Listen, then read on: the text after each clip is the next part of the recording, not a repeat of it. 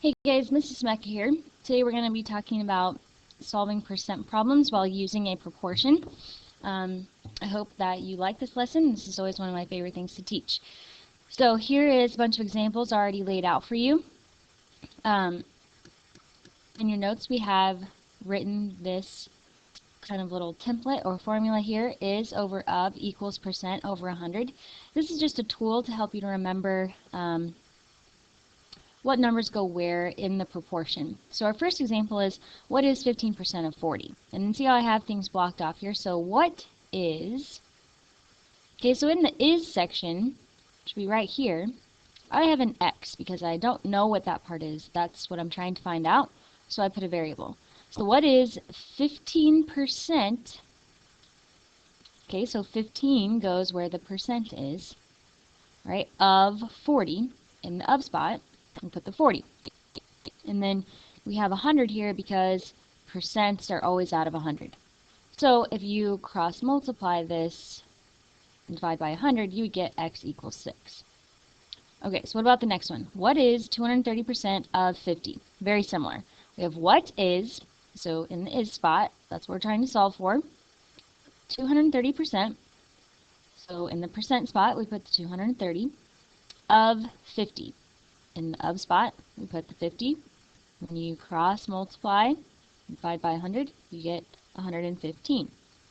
You can follow along with these in your calculator to make sure you're understanding.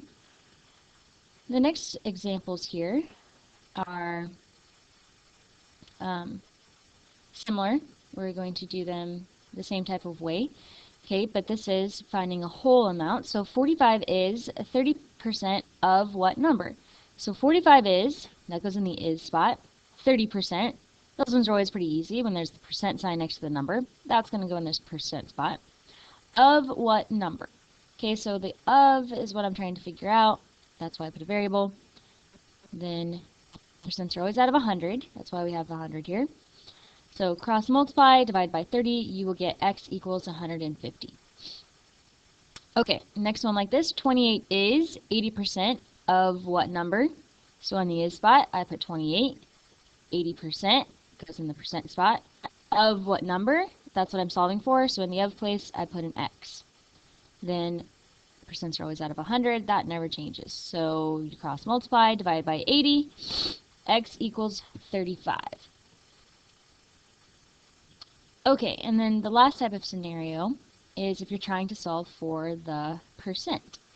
Okay, which we do this all the time. There are multiple ways to do this.